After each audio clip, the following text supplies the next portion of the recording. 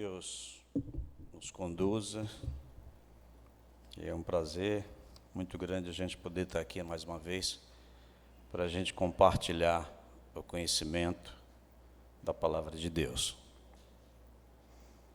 Eu queria que os irmãos abrissem suas Bíblias no livro de Romanos, capítulo 3.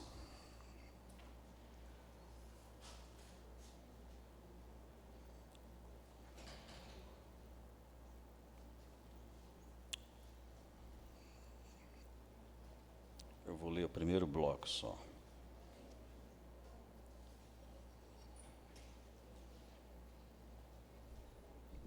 Livro de Romanos, capítulo 3.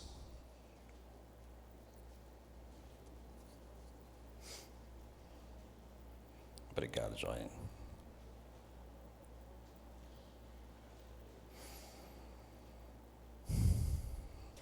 Os irmãos podem acompanhar. Eu vou fazer essa leitura.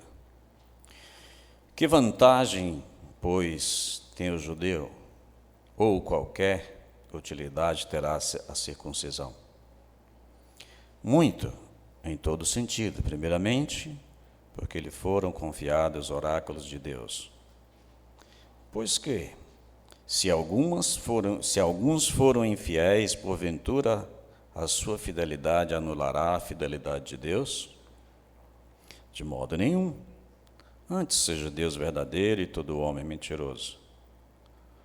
Como está escrito, para que seja justificado as tuas palavras e venças quando fores julgado. E a sua injustiça prova a justiça de Deus. Que diremos? Acaso Deus castiga com ira e é injusto? Falo como homem, de modo nenhum. Do contrário, como julgará Deus o mundo? Mas se pela minha mentira abundou mais a verdade de Deus, para a sua glória, porque sou eu ainda julgado como pecador. Por que não dizemos, façamos mal para que venha o bem? Como alguns caluniosamente afirmam, que dizendo, a condenação dos quais é justa. Oremos. Santo Deus, glorioso Pai, obrigado, Senhor, por mais esse momento que nós temos aqui, de meditar na Tua Palavra. Senhor Deus, faz com que nós tiremos desse texto lições para a nossa vida e sejam aplicadas no nosso dia a dia, e que a gente possa entender cada dia mais o Teu projeto e o Teu plano de vida. Nos perdoa nossas falhas, nos guia e nos guarda durante todo esse momento. Não deixe que as palavras que venham sair sejam minhas, mas que eu seja apenas uma ferramenta da Tua Palavra. Em nome de Jesus. Amém. A gente tem feito alguns estudos no livro de Romanos, e a gente continuando, nós vamos entrar agora no capítulo 3. Como a gente falou, o livro de Romanos, lá mais ou menos a partir do versículo 18, do primeiro capítulo, Paulo vem conversando com os romanos e com os judeus. E nesses capítulos, Paulo usa um estilo literário interessante, que muitas vezes fica até difícil de você ler o texto se você não conhecer o estilo literário. Tá?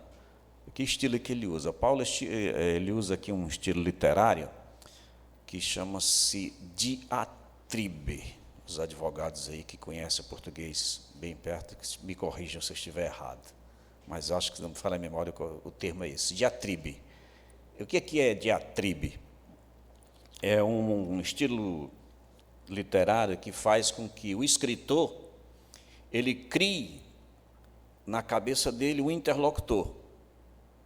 E ele vai pensar pelo interlocutor, o interlocutor vai fazer as perguntas e ele vai responder as perguntas do interlocutor imaginário dele. Esse estilo literário foi muito usado pelos gregos, tá? Onde ele não escreve uma história, ele tem um diálogo, e um diálogo com ele mesmo. Ele cria o personagem, e esse personagem vai ser o cara chato, vai ser o cara que vai ficar fazendo as perguntas chatas para que ele mesmo responda. E Paulo usa esse estilo. E nesse capítulo 3, nos primeiros versículos, o capítulo 3 ele é dividido basicamente em 3 módulos. O primeiro módulo, onde Paulo se preocupa com o que ele está, o evangelho que ele está levando, as palavras que ele está levando, elas não serão mal interpretadas, porque, como ele trata de Deus, ele tem medo de prejudicar o caráter de Deus com as palavras que ele usa. Então, nesses primeiros versículos, ele vai tratar disso. Do versículo 9 ao versículo 20, ele vai levar o homem a entender até onde ele chegou, qual é o seu fundo do poço. Tá? E o fundo do poço que Paulo faz aqui não necessariamente é o pecado de quem foi até o fundo do poço. Na verdade, é a extensão do pecado, o alcance do pecado. Tá? Muitas vezes a gente quer entender que quem foi ao fundo do poço é, por exemplo, uma pessoa que se entregou às drogas e desceu até o fundo do poço. Na verdade, todos nós estamos contaminados pelo pecado. Todos nós, em todas as áreas da nossa vida, estamos contaminados pelo pecado. E Paulo vai fazer a gente entender nesse segundo trecho. E vamos começar, que eu não quero ser muito longo, para que não seja tão didático. Nesses versículos aqui, nos primeiros versículos, Paulo vai conversar com o seu interlocutor imaginário, e o interlocutor imaginário dele vai interromper ele com 4 perguntas interessantíssimas, que ele pretende derrubar o argumento de Paulo. Paulo levantou os argumentos, e o interlocutor imaginário dele vai fazer, no meio desse processo, umas interrupções, e Paulo vai responder essas interrupções. No primeiro versículo, ele fala o seguinte, o interlocutor de Paulo fala o seguinte: que vantagens, pois, tem no judeu ou na circuncisão? Aí Paulo responde. O interlocutor do Paulo faz a pergunta e ele responde: muitas. Em todo sentido. Primeiramente, porque lhe foram confiados os oráculos de Deus. O que é que isso quer dizer? Os caras estão dizendo o seguinte: a tua mensagem, que os caras estão com essa colocação, a tua mensagem, os teus ensinamentos, estão sabotando a aliança de Deus. Ou seja, o que tu está ensinando está deturpando a aliança de Deus. E Paulo responde. E Paulo responde para eles: olha, não é isso que eu estou falando. Nem muito menos desvalorizando quem recebeu a palavra de Deus. O que eu estou dizendo para vocês, tá? Não é que vocês não são importantes. O que eu estou dizendo para vocês é que vocês são iguais aos gentios. E que vocês, os dois, não têm nenhuma vantagem um do outro. O que eu estou dizendo para vocês é que vocês, judeus, tiveram o privilégio de receber as orientações de Deus, tiveram o privilégio de receber de Abraão e dos profetas. É isso que eu estou falando para vocês.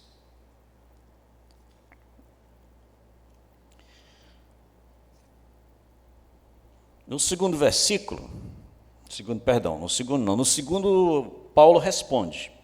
No terceiro, o interlocutor de Paulo entra novamente. Pois que, se alguns foram infiéis, porventura a sua infidelidade anulará a fidelidade de Deus? Aqui o interlocutor de Paulo está olhando para ele e fazendo o seguinte: o que você está ensinando anula a fidelidade da promessa de Deus. Então, Paulo que está preocupado com as colocações que ele faz e com a possível repercussão dessas colocações. E ele responde em seguida: de maneira nenhuma. Paulo responde de forma até ríspida. Na minha versão, que a NVI ela faz de maneira nenhuma. Na Almeida Corrigida, ele fala de modo algum. E existe um teólogo que ele disse que se fosse escrever uma versão, ele colocaria aqui, ele nem morto, de forma nenhuma. Tá? Seja Deus verdadeiro e o homem mentiroso, ou seja, cada um no seu lugar. Deus verdadeiro e o homem continua mentiroso. Tá? Na terceira interlocução, que Paulo, quando ele responde aqui nessa interlocução, ele diz, de modo nenhum, né? Antes seja Deus verdadeiro e todo homem mentiroso. Aí vem a terceira interlocução, quando Paulo, se a nossa justiça prova a injustiça, se a nossa injustiça prova a justiça de Deus, que diremos? Acaso Deus castiga como ira o injusto? E Paulo aqui vai diz, responde, diz, olha, eu vou usar um argumento humano. Eu vou usar um argumento humano. Quando eles aqui, nesse ponto aqui, eles querem dizer o seguinte, o teu ensinamento contradiz a justiça de Deus. Aí Paulo aqui, nesse momento, ele responde de forma grossa. Tá? Ele vai e diz, olha, eu vou usar um argumento humano. Claro que não. Se fosse assim, como Deus julgaria o homem? Se assim fosse, como Deus julgaria o homem? E continua a conversa. E se nossa injustiça, o sétimo, mas se pela minha mentira abundou mais a verdade de Deus para a sua glória, porque sou ainda julgada como pecador. Olha lá, a casca de banana que o interlocutor de Paulo colocou aqui para ele. Se pela minha mentira abundou mais a verdade de Deus para a sua glória, então por que ainda sou julgado como pecador? O que ele está querendo dizer? Ele está querendo dizer com isso de que se a minha mentira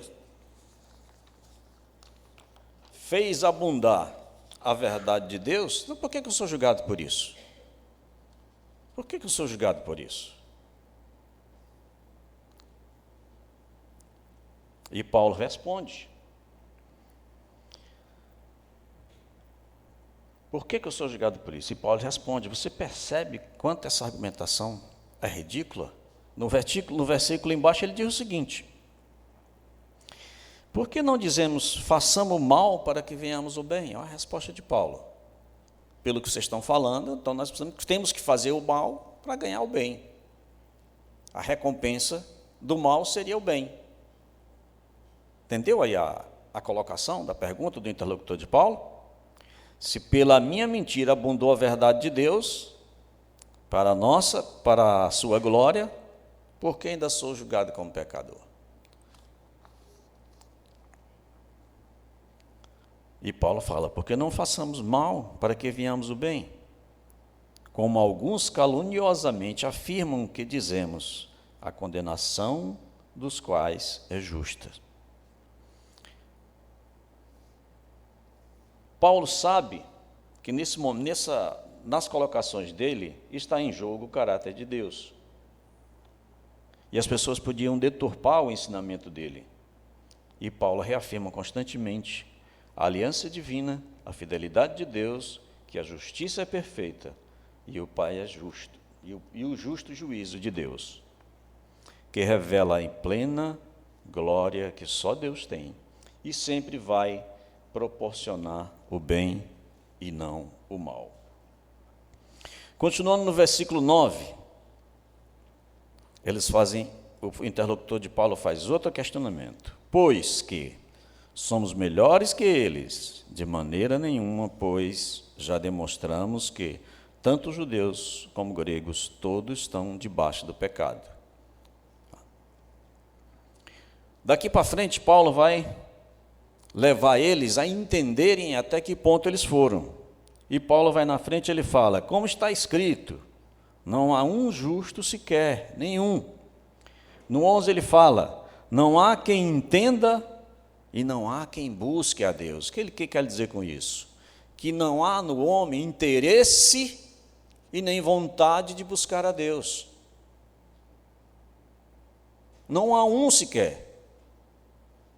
Quando o homem diz, eu busco a Deus, vocês lembram?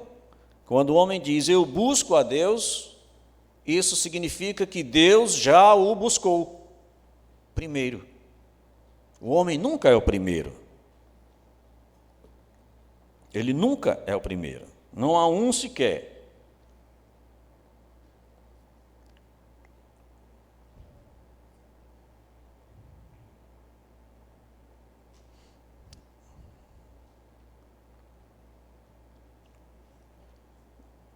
Todos se extraviaram juntamente e se fizeram inúteis.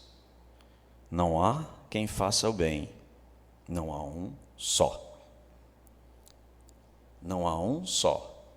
Então, antes que alguém se glorie dizendo, eu faço o bem, lembre-se que Deus faz o bem através de você. Não é uma vontade minha, é a vontade de Deus.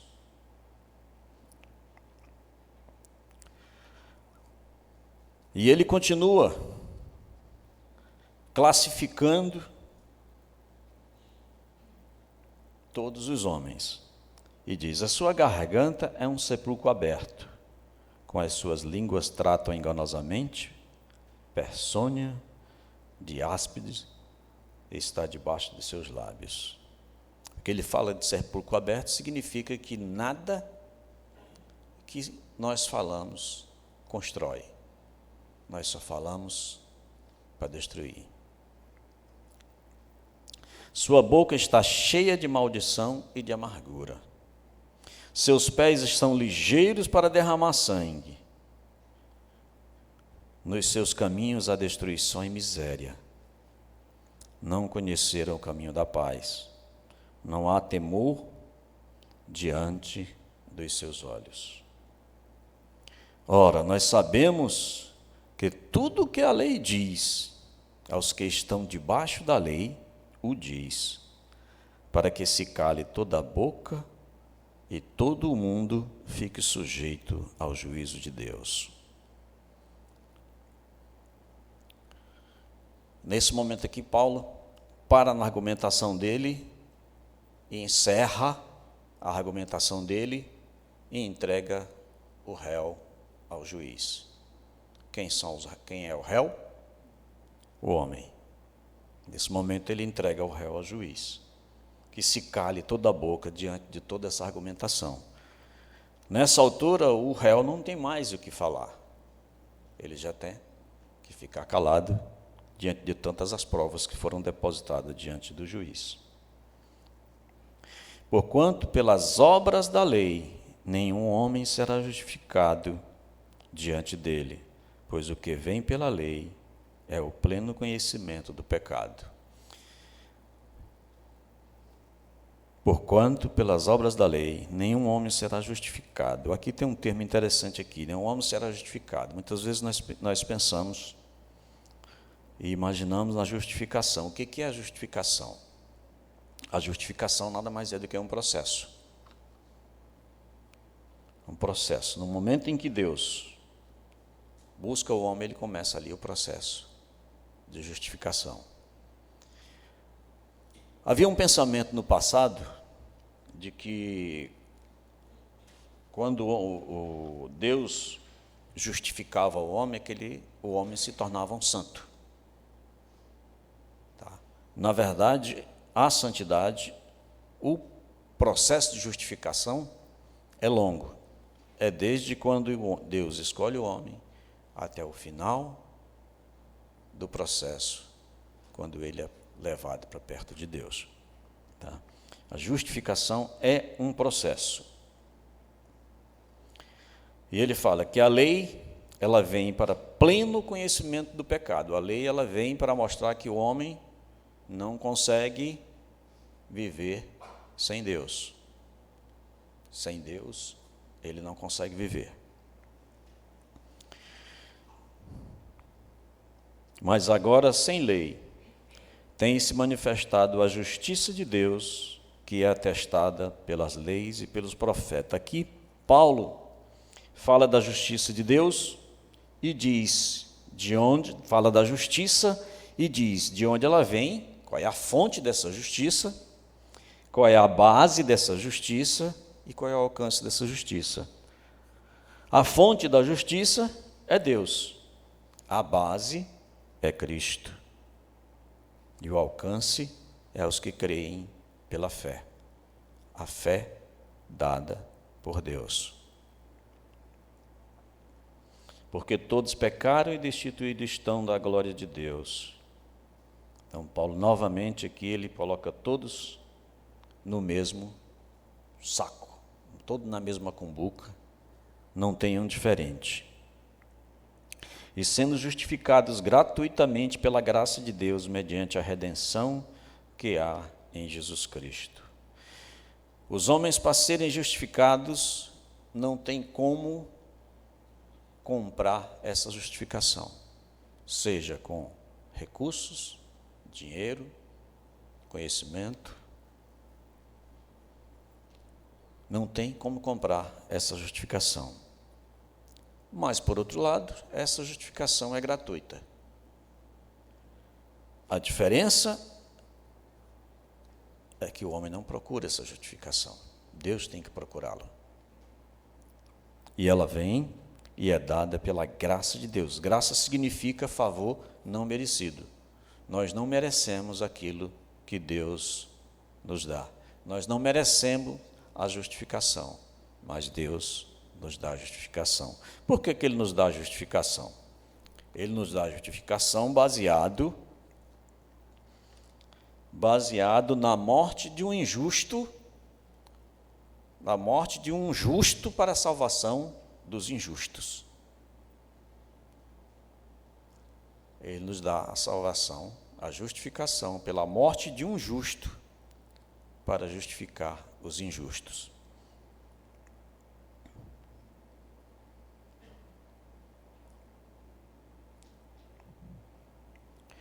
Ao qual Deus tem propôs como propiciação pela fé no seu sangue para demonstração da sua justiça, pelo ter ele, na sua paciência, deixando de lado os erros cometidos de outroras, para demonstração da sua justiça nesse tempo presente, para que ele seja justo e também justificado daquele que tem fé em Jesus Cristo. Onde está? Logo a jactância foi excluída.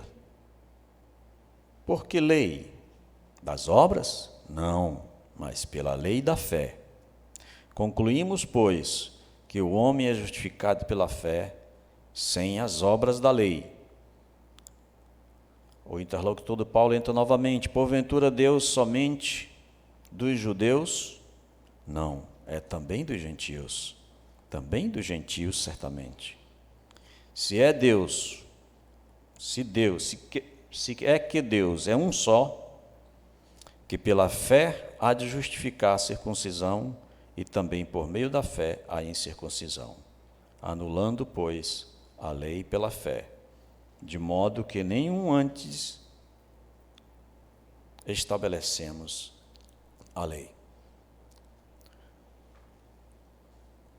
Paulo entrega o réu no versículo 19, e no versículo 19, Deus executa a lei, justificando o homem pela fé e nunca pelas obras.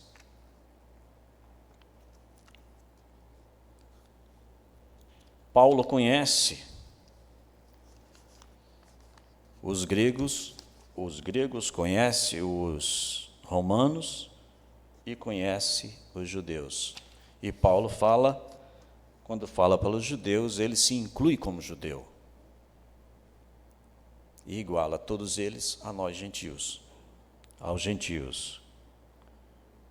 E é interessante que saibamos de que sem Deus nós não somos nada.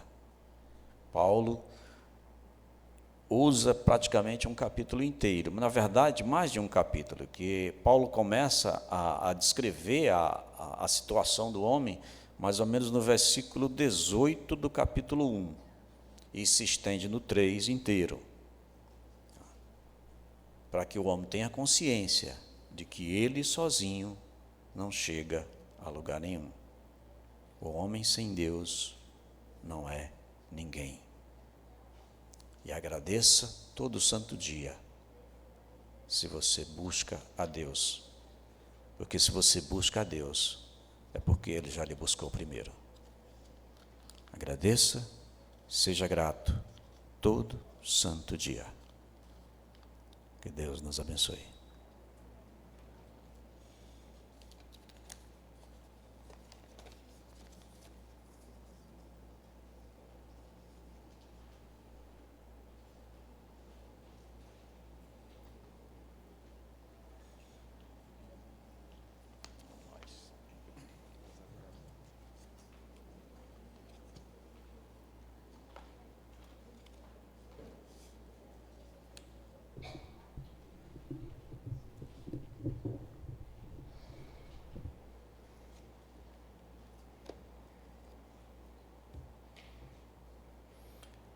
Mais uma vez agradecemos ao Zé Orlando pela palavra de Deus esta noite. É uma grande verdade.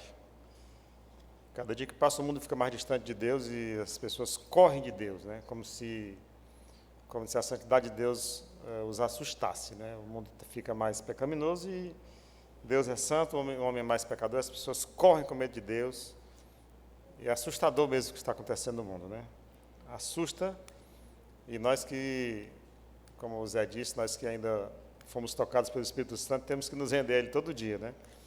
Porque não foi por mérito de nenhum de nós, não. Não pense você, eu fiz alguma coisa boa, eu fiz um ato de caridade. Não foi nada disso, não. Foi misericórdia pura de Deus ter tocado no meu coração e no seu, estar aqui. Então, se renda aos pés do Senhor e agradeça a Ele. Nós cantamos aqui, há um lindo país onde existe amor. Esse lugar está sendo preparado por Deus. Bem, irmãos,